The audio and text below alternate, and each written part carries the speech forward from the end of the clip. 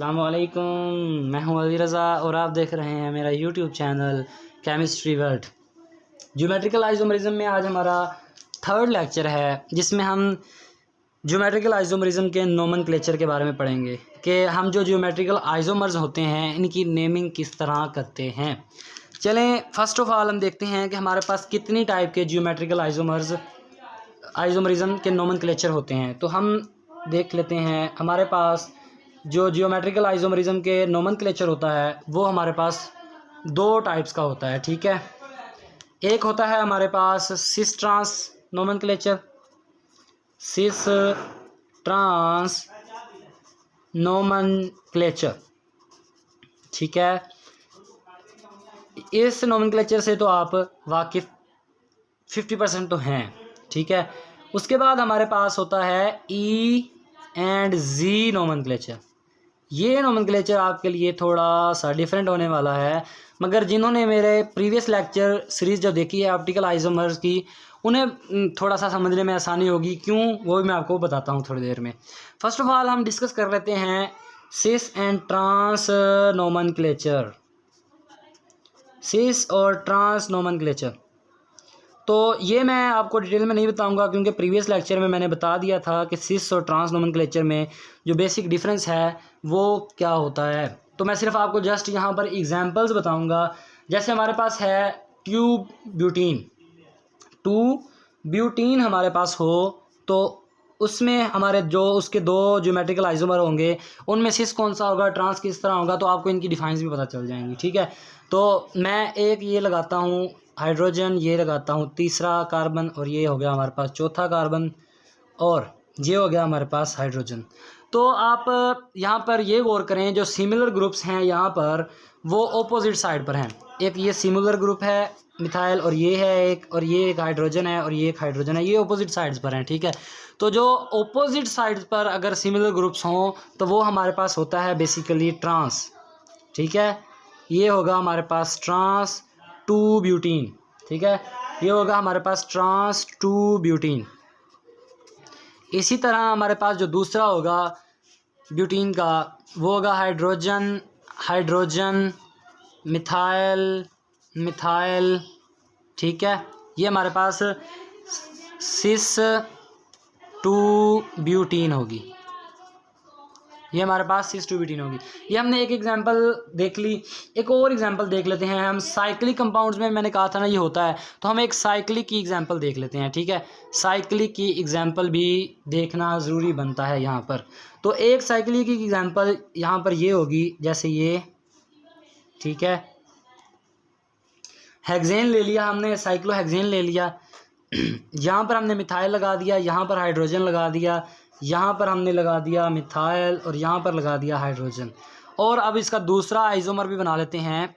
ठीक है, ये इंटर कन्वर्टिबल नहीं होते, सॉरी, तो हम वैसे ये लगा देते हैं दूसरा। ये याद रखना है कि ज्योमेट्रिकल आइसोमर्स एक दूसरे में इंटर कन्वर्टेबल ईजीली नहीं होते। दूसरा हम लगा देते हैं, यहाँ पर एक साइक्लोहेक्सेन बना लेते हैं। ठीक है, और इसका मिथाइल लगा देते हैं यहाँ पर, और इसका हाइड्रोजन लगा देते हैं यहाँ पर, इसका यहाँ पर हाइड्रोजन और मिथाइल, थोड़ा सा यानी कि उल्ट कर दिया। अब आप खुद बताएंगे कि यहाँ पर कौन सा सिस और ट्रांस आइसोमर होगा। तो यहाँ पर ये देखें कि सेम ग्रुप सेम साइड पर हैं, तो ये भी हमारे पास होगा सिस। ठीक है, सिस 1,4 डाई मिथाइल। ठीक है, दो मिथाइल हैं हमारे पास, साइक्लोहेक्सेन, ये हमारे पास इसका नेम होगा 6,1,4 डाईमिथाइल साइक्लोहेक्सेन। और इसी तरह ये दोनों अपोजिट साइड पर हैं, तो और ये भी अपोजिट साइड पर हैं, तो हम कहेंगे ट्रांस 1,4 डाईमिथाइल। ठीक है, ट्रांस 1,4 डाईमिथाइल साइक्लोहेक्सेन, ये हमारे पास बेसिकली इसकी नेमिंग होगी। ठीक है, तो इस तरह हम सिस ट्रांस नोमेनक्लेचर देते हैं। ये बड़ा सिंपल सा नोमेनक्लेचर है, मगर यहाँ पर अगर हम इसके कुछ ड्रॉबैक्स की बात करें, ड्रॉबैक्स की बात कर लें, तो वो भी हमारे लिए इम्पोर्टेंट है। ये देखें, ड्रॉबैक्स इसके कुछ ज़्यादा नहीं है, मगर ये है कि अगर हमारे पास ये तो था कार्बन कार्बन डबल बॉन्ड, ठीक है, यहाँ पर भी कार्बन कार्बन डबल बॉन्ड, ये भी कार्बन कार्बन डबल बॉन्ड, यहाँ पर भी कार्बन कार्बन सिंगल बॉन्ड, ये भी कार्बन कार्बन सिंगल बॉन्ड, ये भी carbon carbon single bond, carbon carbon ही हर तरफ है। अगर आ जाए हमारे पास कार्बन के साथ सब्स्टिट्यूट होकर नाइट्रोजन आ जाए, ठीक है, या कार्बन के साथ जो हमारे पास लोन पेयर वाला होता है, ठीक है, लोन पेयर आ जाए, तो ऐसे कंपाउंड्स या ऑप्टिकल आइसोमर्स को हम नेमिंग किस तरह करेंगे, तो इनको हम ट्रांस या सिस आइसोमर के नाम से नहीं डोनेट कर सकते नोमेनक्लेचर से। तो पहला तो ड्रॉबैक ये है इसका। दूसरा ड्रॉबैक ये है कि ये मांगता है कि दोनों कार्बन जो हैं इनके गिर्द सेम ग्रुप हो, यानी कि ए हो, यहाँ पर बी हो, ठीक है, यहाँ पर ए हो, यहाँ पर बी हो, यानी कि ए बी टाइप ग्रुप मांगता है ये हमारे पास जो नोमेनक्लेचर है, ठीक है। इसमें जो ड्रॉबैक की बात ये है, चलो मांगता है, ठीक है, अच्छी बात है, हम चलो नाम तो दे लेते हैं, मगर जहाँ पर हमारे पास कोई ऐसा ग्रुप आ जाए जैसे ये है, ठीक है, यहाँ पर डिफरेंट आ जाएं, चारों ही डिफरेंट हो जाएं, ए बी सी या डी, तो हम इनको किस तरह नेमिंग देंगे। तो इस नोमेनक्लेचर के ये ड्रॉबैक्स हैं, ठीक है, यानी कि ए बी सी, ठीक है, और डी टाइप कंपाउंड्स को ये नोमेनक्लेचर नेमिंग नहीं दे सकता। तो इस ड्रॉबैक को निकालने के लिए, ठीक है, इसकी जो कन्फ्यूजन थी इसको क्लियर करने के लिए हमारे पास जो दूसरा नोमेनक्लेचर है वो है ई और जी नोमेनक्लेचर। अच्छा, मैंने आपको बताया था जिन्होंने ऑप्टिकल आइसोमरिज्म की मेरी वो प्लेलिस्ट जाकर देखी थी तो उनके लिए ये बड़ा इजी हो जाएगा, ठीक है, कि वो जैसे ऑप्टिकल आइसोमर में था डी और एल नोमेनक्लेचर था, ठीक है, और उनमें भी कुछ ड्रॉबैक्स थे, ठीक है, उनको निकालने के लिए एक और नोमेनक्लेचर पेश किया गया था, वो था आर और एस, ठीक है। बिल्कुल वही ट्रेंड इस नोमेनक्लेचर में भी, ज्योमेट्रिकल आइसोमरिज्म के नोमेनक्लेचर में भी पाया जाता है, ठीक है। जिसने वो ऑप्टिकल आइसोमरिज्म पढ़ा हुआ है उसके लिए ये बड़ा आसान होने वाला है। चलिए अब हम बात कर लेते हैं ई और जी नोमेनक्लेचर की। जी, तो हम अगर बात करें ई और जी नोमेनक्लेचर की, तो सबसे पहले हमें पता होना चाहिए कि ये ई और जी नोमेनक्लेचर क्यों पेश किया गया था। तो ठीक है, ड्रॉबैक्स को दूर करना था।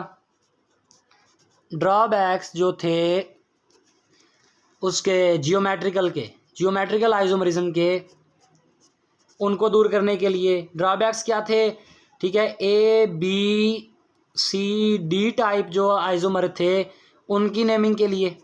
दूसरा जो था, ठीक है, carbon double bond nitrogen carbon और ये जो लोन पेयर वाले थे इनको नेमिंग करने के लिए। तो ये हमारे पास इजी नोमेनक्लेचर इसलिए पेश किया था। अब पेश भी किया था तो इनको पेश करने वाला भी कोई होगा, ठीक है, तो इसको भी पेश करने के लिए हमारे पास जो साइंटिस्ट थे वो थे CIP। अब CIP VIP तो आपने सुना होगा, CIP आपके लिए नया है, तो आप C से मुराद लेंगे काहन, ये याद रखने के लिए मैंने CIP लिखा है। वैसे तो आप कह सकते हैं काहन, I से इनगोल्ड और P से प्रीलॉग। ये 3 साइंटिस्ट थे जिन्होंने सिस और ट्रांस आइसोमर के मुकाबले एक जनरल मेथड दिया था नोमेनक्लेचर का, ज्योमेट्रिकल आइसोमर का। तो ये हमारे पास ई और जी नोमेनक्लेचर का एक बैकग्राउंड है। अब इसको हम किस तरह डोनेट करते हैं या नेमिंग करते हैं, इसमें किस तरह नेमिंग करते हैं, तो हमारे पास फिर वही अल्कीन आ गई, ठीक है, मगर जो ये बांड अटैच होंगे, ठीक है, ये जो बांड अटैच होंगे इनके साथ जो ग्रुप हैं वो डिफरेंट होंगे। जैसे यहाँ पर A है तो यहाँ पर B है, अगर जो सिस और ट्रांस होता तो यहाँ पर फिर B या A होना था, मगर यहाँ पर आ जाएगा C, यहाँ पर आ जाएगा D। तो इस तरह के कंपाउंड्स को हमने इस E और Z नोमेनक्लेचर से डोनेट करना है। अब डोनेट करना है हम कर तो लेंगे, मगर हमें इनके कुछ रूल्स पता होने चाहिए। तो रूल्स नंबर 1 जो है इसका, ठीक है, नंबर 1 है जैसे R और S नोमेनक्लेचर में था कि ग्रुप्स को सीक्वेंस दें, ग्रुप को सीक्वेंस दें। क्या ग्रुप को सीक्वेंस दें? प्रायोरिटी ऑर्डर वाइज सीक्वेंस दें, प्रायोरिटी ऑर्डर वाइज सीक्वेंस दें।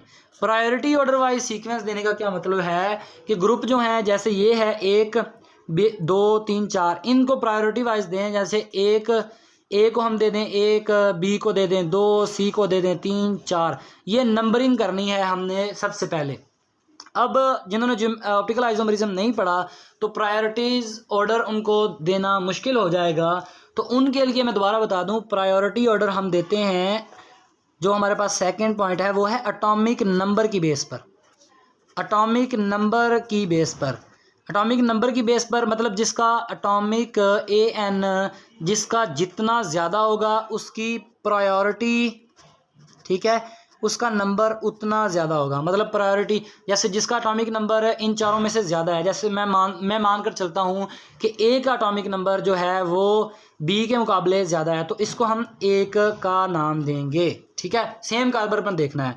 फिर आपने ऐसे नहीं करना कि इन चारों में से एक का नाम दे लें। सॉरी, मैंने 1 2 3 4 लिख दिया, मैंने खुद गलत लिखा है, तो आपको कैसे सही बताऊंगा, ठीक है। 1 या 2 देना है नंबर, ठीक है। आपने यहाँ पर चारों को नहीं देखना, आपने पहले जो इस कार्बन के साथ जो ग्रुप अटैच हैं इन दोनों की प्रायोरिटी देखनी है कि ए का एटॉमिक नंबर ज़्यादा है या बी का नंबर ज़्यादा है।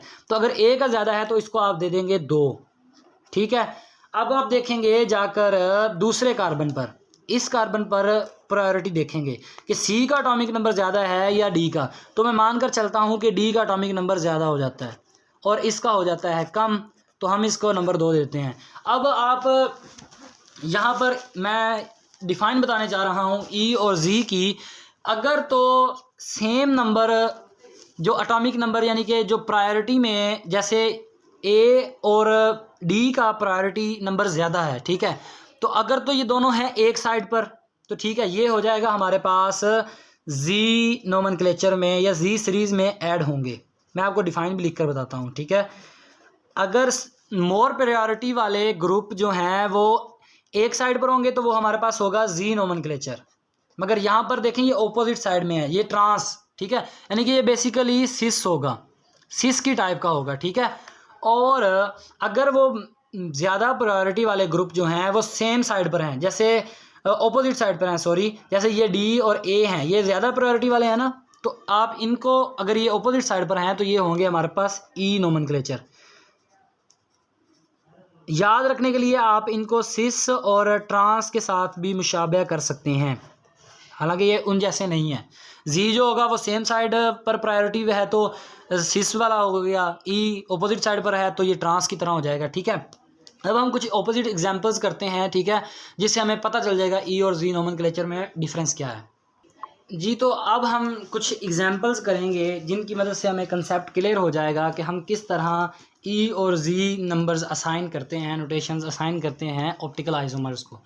तो यहाँ पर मैंने जैसे आपको तरीका बताया था, आपने प्रायोरिटाइज़ करना है ग्रुप्स को उनके एटॉमिक नंबर की बुनियाद पर। तो उसके लिए आपको एक लिस्ट मैं दिखा देता हूँ, यहाँ पर मेरे पास बुक में गिवन है, ये है हमारे पास जो प्रायोरिटी ऑर्डर है, ठीक है। The sequence of priority of various atoms और groups follow the relative decreasing order. मतलब सबसे पहले जो हमारे पास यहाँ पर आयोडीन है, इसका एटॉमिक नंबर सबसे ज़्यादा है क्योंकि ये डिक्रीजिंग ऑर्डर में है। तो आयोडीन का हमारे पास बेसिकली एटॉमिक नंबर अगर आपको पता हो तो वो है 53, तो इसका एटॉमिक नंबर सबसे ज़्यादा होता है, ठीक है। उसके बाद हमारे पास आएगा ब्रोमीन, फिर क्लोरीन, फिर सल्फ़र, फिर ऑक्सीजन, नाइट्रोजन, कार्बन, हाइड्रोजन, फिर टर्शियरी अल्काइल्स, फिर सेकेंडरी, फिर प्राइमरी, फिर मिथाइल, फिर आ जाएगा हमारे पास COOR group, COOH group, NH2। इस तरह हमारे पास ये आप लिस्ट को आपको याद करना पड़ेगा। और इसी तरह एंड पे हैं आइसोटॉप्स आ जाएं अगर, ठीक है। आइसोटॉप मतलब जो T, D और P आइसोटॉप्स हैं, इस तरह इनका सीक्वेंस होगा। T का सबसे ज़्यादा प्रायोरिटी ऑर्डर होगा एटॉमिक मास की बुनियाद पर। जैसे ऑक्सीजन का मैं यहाँ पर लिखा हुआ है 18, तो इसका एटॉमिक मास सबसे ज़्यादा होगा, फिर 17, 16, फिर नाइट्रोजन का 14, कार्बन का 14, 13, ये इस तरह प्रायोरिटी वाइज हम इनको लिस्ट आउट करेंगे, ठीक है। अब हम एग्जाम्पल सॉल्व करते हैं इन प्रायोरिटी लिस्ट को मद्देनज़र रखते हुए।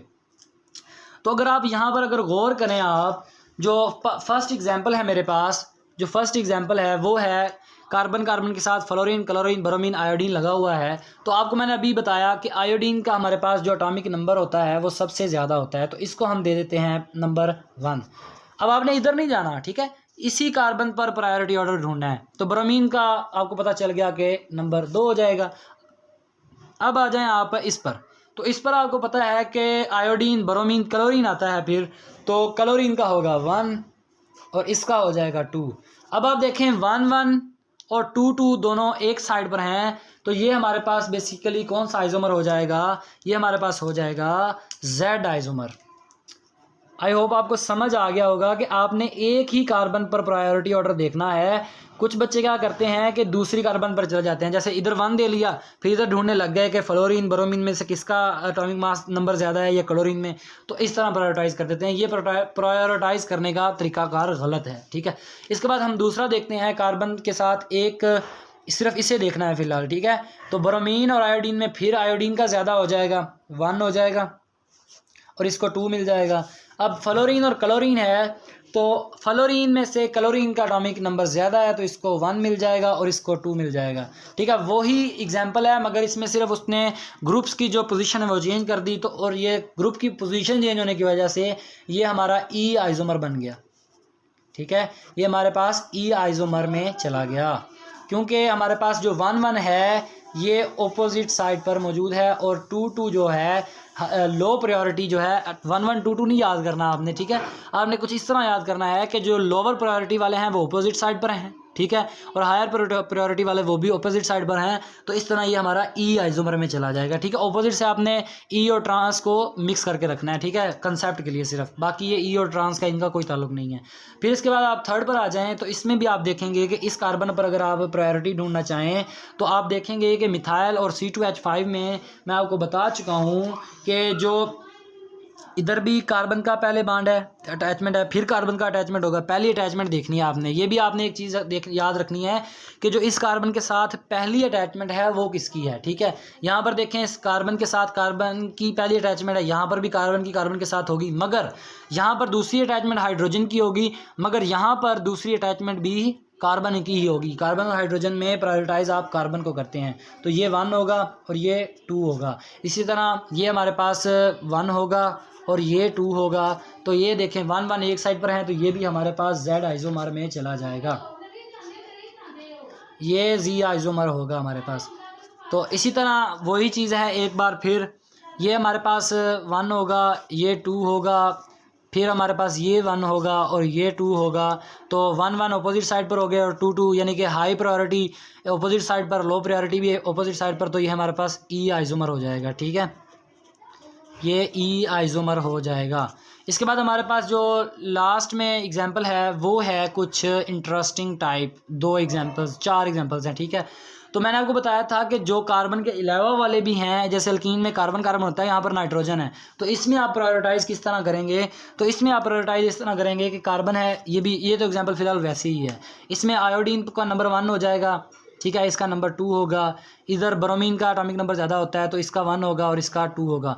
तो 1 1 यहाँ पर एक साइड पे हो गए और 2 2 एक साइड पर हो गए, लो प्रायोरिटी और हाई प्रायोरिटी एक साइड पर हो गए, तो ये हमारे पास Z हो जाएगा, ठीक है। इसी तरह ये हमारे पास ई आइसोमर हो जाएगा, क्यों, ये उसी का बिल्कुल डिफरेंट होगा। देखें, ये 1 होगा और ये भी 1 होगा, इधर इस साइड में ये 2 होगा तो ये भी 2 होगा, तो ये अपोजिट साइड में है, तो ये ई आइसोमर हो जाएगा। अब मैं जो आपको सही से बताने जा रहा हूँ वो है ये वाला, ठीक है। इसमें आप कुछ अंदाज़ा लगाएं कि जो हमारे पास प्रायोरिटी ऑर्डर है वो है इसका ज़्यादा, फिनाइल का, तो ये 1 होगा, ये 2 होगा, ठीक है, ये 1 होगा तो ये भी 2 होगा। तो 1 1 जो है वो एक साइड पर हो गए, ठीक है, तो ये हमारे पास Z आइसोमर है। इसी तरह ये अपोजिट साइड पर हो जाएंगे और ये अपोजिट साइड पर हैं हाई प्रायोरिटी वाले भी, तो ये हमारे पास ई आइसोमर हो जाएगा।